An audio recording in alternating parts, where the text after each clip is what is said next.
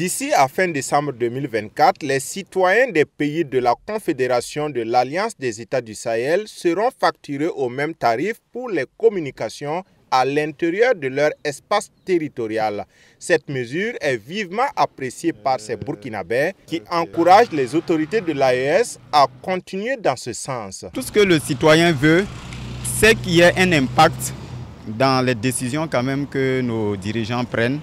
Je crois que ce qu'on peut dire tout de suite, c'est que ça va amoindrir quand même le coût de la communication. C'est aussi un pilier de l'intégration si on essayait quand même de faciliter donc cette digitalisation-là entre les trois pays. Nous sommes des fervents défenseurs de l'AES. Donc, il faudrait que nos dirigeants réduisent davantage les coûts des appels et de la connexion Internet parce que nous utilisons pour nos activités.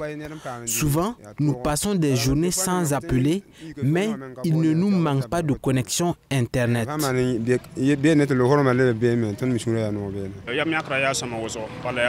C'est vraiment une très bonne décision. S'il arrive à la mettre en œuvre, ce serait intéressant, car en matière de commerce, cette mesure nous sera beaucoup utile. Ces citoyens appellent également les autorités de la Confédération de l'Alliance des États du Sahel à réduire les coûts des communications électroniques.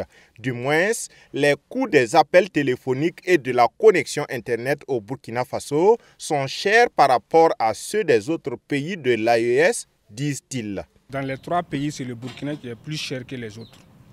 Même si vous allez mettre, on va vous dire de mettre les bonus pour une semaine, ils vont couper ça, ça ne va même pas arriver.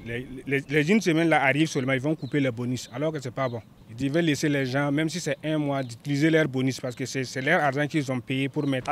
Les appels et la connexion Internet coûtent cher déjà. Cette histoire handicape sérieusement nos activités. C'est vraiment impératif que les coûts de communication soient revus à la baisse.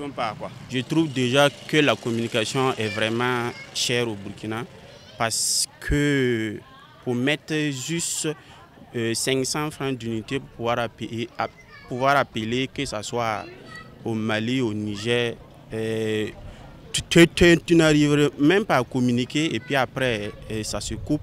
Donc ce n'est pas vraiment intéressant. Si vraiment les autorités ils peuvent revoir. Rappelons que c'est à la clôture de la 19e édition de la Semaine du numérique tenue du 12 au 15 novembre dernier à Ouagadougou que les ministres chargés des communications électroniques du Burkina Faso, du Mali et du Niger ont enjoint les opérateurs de téléphonie mobile de rendre opérationnel le free roaming à l'intérieur des pays de la Confédération de l'Alliance des États du Sahel.